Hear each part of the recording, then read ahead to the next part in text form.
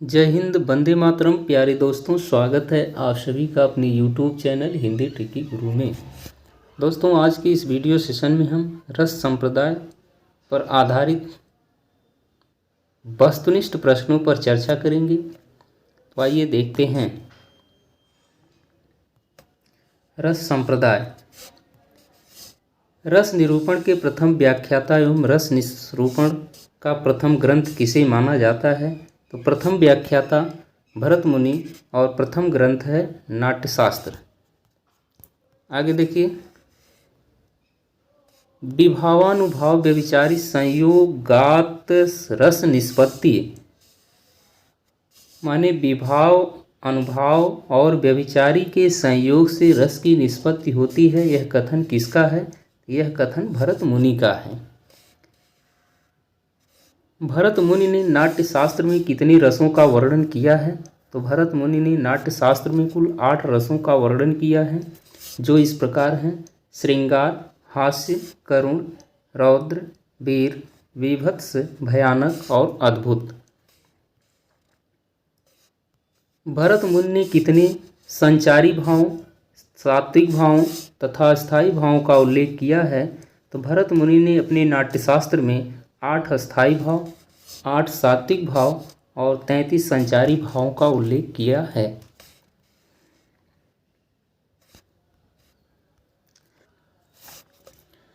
वीर रस के 3 भेद: दानवीर, धर्मवीर और युद्धवीर, किस आचार्य ने किया है?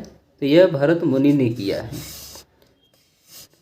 भरत मुनि ने अपने रस विवेचन में किस रस को स्थान नहीं दिया है? तो शांत रस को स्थान नहीं दिया है। भरत मुनि के अनुसार नाटक का मुख्य ध्येय है रस निष्पत्ति। आगे देखिए, किस अलंकारवादी आचार्य ने रस को अलंकार्य न मानकर अलंकार स्वीकार किया तथा विभाव को ही रस माना है? तो भामह ने। वाक्यस्य ग्राम्यता योनिर्माधुर्ये दर्शितो रसः वहति, किसकी है? तो यह दंडी की है।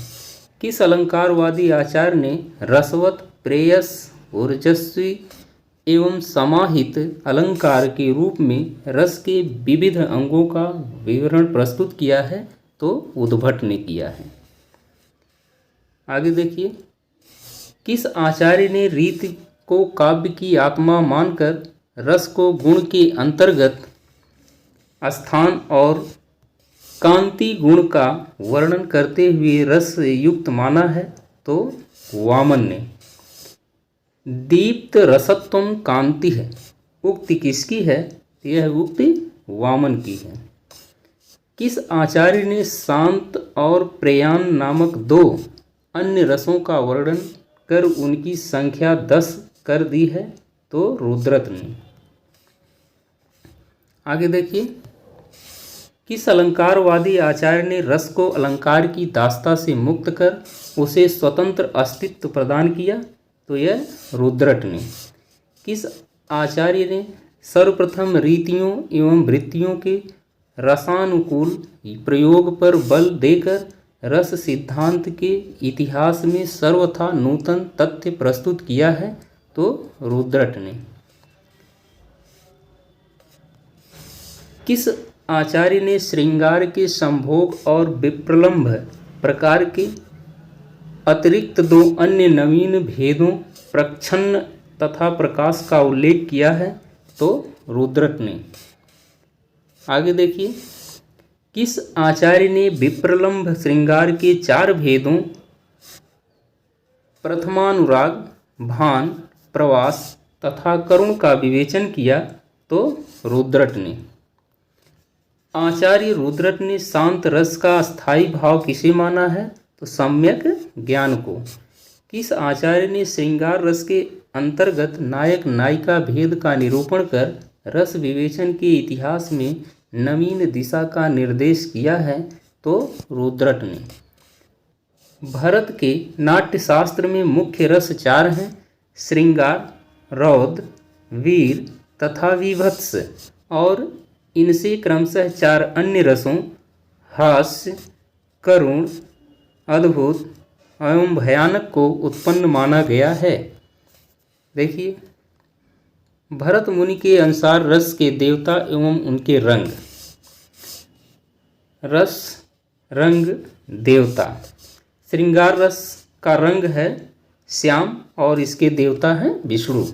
हास्य रस का रंग है श्वेत और इसके देवता हैं प्रमथ। आगे देखिए, करुण रस, इसका रंग है कपोत रंग और देवता हैं यम। रौद्र, रौद्र रस का रंग है रक्त और इसका देवता रौद्र। वीर रस रंग है गौर और देवता महेंद्र। भयानक रस कृष्ण रंग और इसके देवता हैं काल। विभत्स रस, इसका रंग है नीला और देवता हैं महाकाल। अद्भुत रस रंग है पीत और देवता हैं ब्रह्मा। आगे देखिए, भरत मुनि ने हास्य रस के कितने भेदों का उल्लेख किया है? तो 8, जो इस प्रकार हैं: स्मित, हसित, विहसित, उपहसित, अवहसित, अतिहसित, आत्मस्थ और परस्थ। अगला है, किस आचार्य ने वृत्तियों को रसावस्थान सूचक कहा है? तो रुद्र भट्ट ने।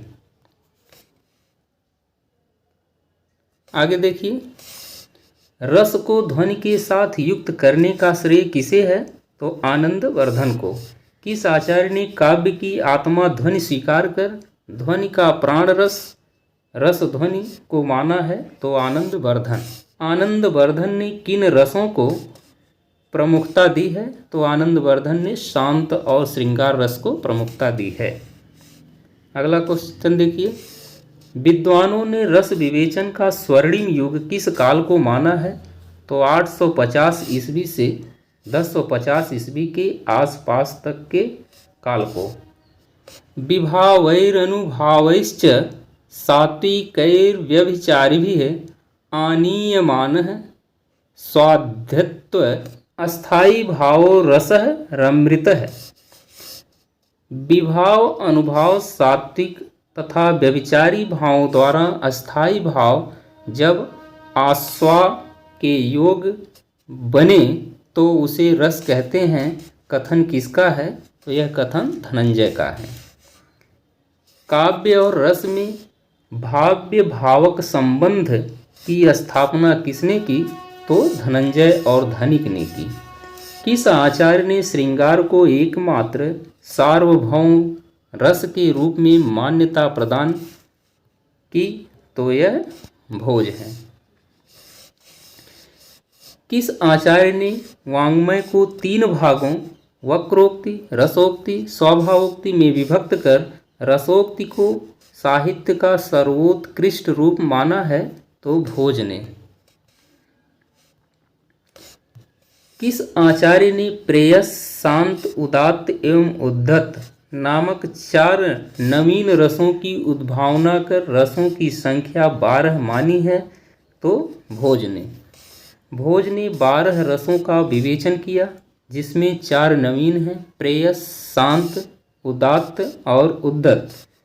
इनके अस्थायी भाव क्रमशः स्नेह, धृति, तत्वाभिनिवेशिनी, मति एवं गर्व है। उन्होंने शांत रस के पूर्व स्वीकृत अस्थायी भाव सम को धृति का ही एक रूप माना है।